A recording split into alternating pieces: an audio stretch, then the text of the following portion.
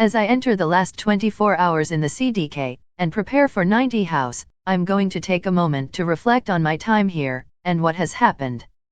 The main talking points are, I'm alive, I'm sober, Alex is still talking to me, working with a new therapist and approaching things from a different angle really helped. I've got 2 new hobbies, stone carving and diary writing. I have got a plan for many aspects of my time in 90 house. I have met Vincent and Kumpo, the only 2 vaguely sane and lucid people in here. Downsides, nothing that can't be undone. Massive amounts of medication has made me put weight on, but 90 house has a bench and a bar, so should be okay. Squats, deads, and bench. Together with a few OHP and bicep curls, and in 12 weeks we could, with a little effort, be back to normal. Here's hoping. For my last night here we have new roommate, Rick, 27 but looks 22, about 1.7 meters tall, dark hair and eyes. Looks like a cross between Frank Lampard and Stevie G, but with the manic energy of Rick Mayall. Hence the name. Rick has hyperactivity problems. Not like Beep Test, who just won't sit still ever. Rick lays on his bed, or sits on the sofa quietly, then about every 5 minutes gets up and does press-ups for 30 seconds in the middle of the room, goes and washes his hands, and sits back down again. Nice chap, very friendly. The only annoying thing about him is, he, like Parappa, can speak 5 languages. I've got to the point now where I would be happy to say I'm bilingual. Which is something I never thought I would be able to do. If you had told Mrs. Gribble, my languages teacher at upper school, after I had left with an F in my French GCSE, that I would be living my life, making friends, having therapy, and starting businesses in German, she would have laughed her head off. But 2 languages is not enough. The goalposts keep moving. If you speak a second language in England, people are impressed. No one bats an eyelid here if you speak 5. I've got to learn a third at least to be taken seriously in Austria. I've got 12 weeks in 90 house. I think I could get rudimentary Mandarin under my belt in that time. That's my aim anyway. For supper tonight I ordered the cheese board. I know, right? How cool is that? A hospital menu with a cheese board on it. Well, yes and no. It was just lacking a couple of items. There was no brie, or Camembert, or any soft cheese at all really.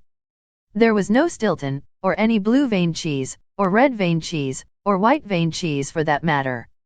There was no hard cheese like Grand Passando, or Parmesan. No sheep's cheese, no goat's cheese, there was no cheddar or Bergkäse, I mean, even a Dairy Lee triangle would have been a nice touch. To be honest, I'd even have taken a Dunker or cheese string at this point. There were no grapes, no biscuits, no chutneys, no nothing. All there was a few slices of flavorless pre-sliced Edam and an equally bland pre-sliced Swiss, which I recognized from the little value pack of mild cheeses. Its only accompaniment was a small white cob and a slice of cucumber. If disappointment could be expressed in a plate of cheese, then this was it, and I found it in Salzburg. Tuesday. Woke at 5 to find Rick in the shower with his music loudly playing, but I got up and got dressed as quietly as a church mouse and headed for the common room. I was swiftly followed by Kumpo, and a couple of minutes later by Rick. Rick seems intent on being friendly, by trying to make conversation with me constantly. What a dick. I don't need this cheery C-unit being happy near me at this time of the morning. Does he not know I get up before everyone else for a couple of hours of silence before all the rest of the crackpots raise? And this is not the quiet, reflective, coffee time I was looking for.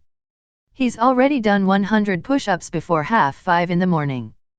Sorry, 150 push-ups. He's literally doing more as I type this. He's younger than me, fitter than me, speaks more languages than me, has mild mania the whole time, mild enough he doesn't ruin his life, he just is always in a good mood and has plenty of energy, he never gets depression, and is a polite and friendly person. God, I hate him and everything he stands for.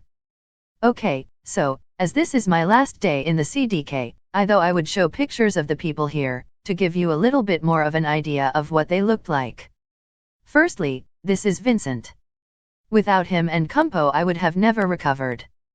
The collective madness of the rest of the house would have overwhelmed me. And this is Kumpo, He likes rock music, board games, and being sarcastically grumpy. At times it felt like him, Vincent and me, vs the insane world of Building 5. Next we have Parapa. Parapa comes from South Europe. I come from North Europe. We met in Central Europe. We have very different ideas on if it is a warm day. This is Bubba and Hartnell having breakfast together. Both were laid up so find themselves alone at the table.